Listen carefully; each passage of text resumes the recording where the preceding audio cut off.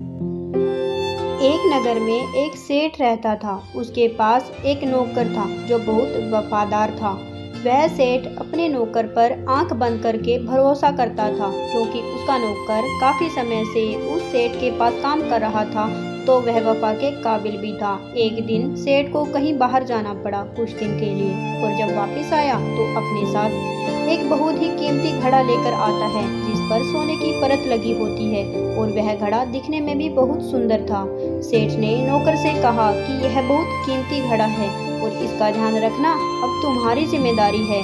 नौकर ने कहा, ठीक है सेठ जी। अगले दिन जब नौकर पूरे घर की सफाई कर चुका होता है, तब उस घड़े को भी साफ करने लगता है, और अचानक से उस नौकर से गलती से वह घड़ा टूट जाता है। यह बात जब सेठ को पता चलती है, तब सेठ को बहुत गुस्सा और दुख होता है। वह नौकर पर गुस्सा करता है, परंतु गुस्सा करने के अलावा वह कुछ कह भी नहीं सकता था नौकर को, क्योंकि वह वफादार नौकर था।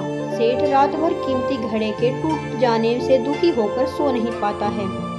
सेठ बेचैन होकर अपने कमरे से बाहर जैसे ही जाता है, तो देखता है कि नौकर आराम से गहरी नींद में सोया हुआ है। यह देखकर सेठ को और अधिक गुस्सा आता है कि कैसे आराम से सोया हुआ है। मेरा कीमती घड़ा टूटने का इसे कोई अफसोस ही नहीं है।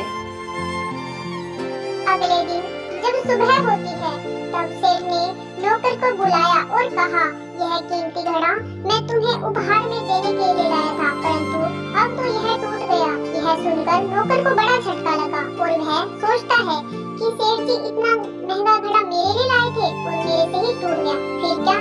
उस नौकर की बेचैनी बढ़ गई। उसे दुख हुआ। रात हुई और बेचैनी और दुख की वजह से नौकर को नींद ही नहीं आती।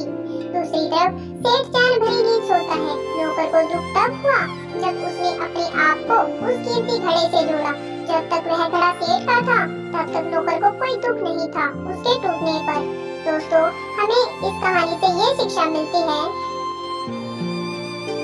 कि हमारे असली दुख का कारण है अपने आप को किसी चीज से जोड़ना और यह सोचना कि यह चीज सिर्फ मेरी है, जबकि यह सच नहीं है। कोई भी चीज जो हमारे पास है वह कुछ समय के लिए ही हमारी है, कुछ समय बाद वह किसी और की होगी। दुख केवल एक विचार है जो हमारे अंदर पैदा होता है खुद को किसी चीज से जोड़ने पर, जबकि सच यह है कि हमसे कोई चीज वास्तव में जुड़ी नहीं होती है।